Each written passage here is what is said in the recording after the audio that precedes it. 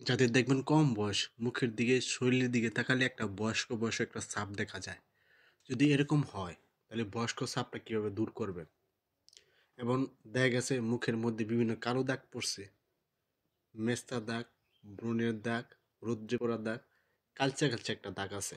এটা মুখের মধ্যে পড়ছে, শরীরের মধ্যে পড়ছে বিভিন্ন জায়গায়। এই মুখের সকল কালো দাগ কিভাবে ভালো করবেন, চেহারাটা কীভাবে ফর্সা উজ্জ্বলতা বাড়াবেন, একদম সহজ উপায়। বাসায় বসে একদম ঘরোয়া পদ্ধতিতে অল্প কয়েকটা দিন সঠিক নিয়মে যদি আপনি খেতে পারেন, দেখবেন মুখের সকল দাগ দূর হবে। যে বয়স্ক ছাপটা পড়ছে এটা সহজে দূর হবে, চেহারার সৌন্দর্য বৃদ্ধি হবে এবং 20-22 বছরের মধ্যে একদম যুবকের মতো বা যুবতীর মতো সৌন্দর্য বৃদ্ধি হবে। এটা কীভাবে করা যায়? প্রথমে দেখবেন এরকম একটা কাঁচা আদা সংগ্রহ করবেন। দেখেন আমি কতটুকু নিচ্ছি, এতটুকু পরিমাণ নেবেন। এটা হলো আমলকি, এরকম 5টা বা 6টা আমলকি নেবেন।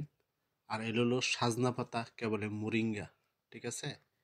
এই সংগ্রহ করবেন। সাজনা পাতা মোরিঙ্গা কিন্তু অনেক উপকারিতা, বিশেষ করে দুধের চেয়েও 4 গুণ বেশি পুষ্টি এবং প্রচুর পরিমাণে ক্যালসিয়াম পাওয়া যায় এবং শারীরিক দুর্বলতা দূর করা যায়, শরীর শক্তি বাড়ায় এবং ডায়াবেটিস কন্ট্রোল রাখে, হাই প্রেশার কন্ট্রোল রাখে, খুবই উপকারিতা আছে, খুবই পুষ্টিকর এবং ভিটামিনে ভরপুর। এই সাজনা পাতা সংগ্রহ করবেন। তারপর নেবেন আপনারা, আপনার এই নেবেন, তারপরে আপনার জিরা, 1 চামচ পরিমাণ, যে জিরা, যে মশলা হিসাবে যে জিরাটা খাই ওই জিরাটা নেবেন, 1 চামচ পরিমাণ জিরা নেবেন। আর নেবেন আপনারা থানকুনি পাতা, একসাথে সব ব্লিন্ডার করে জুস করবেন।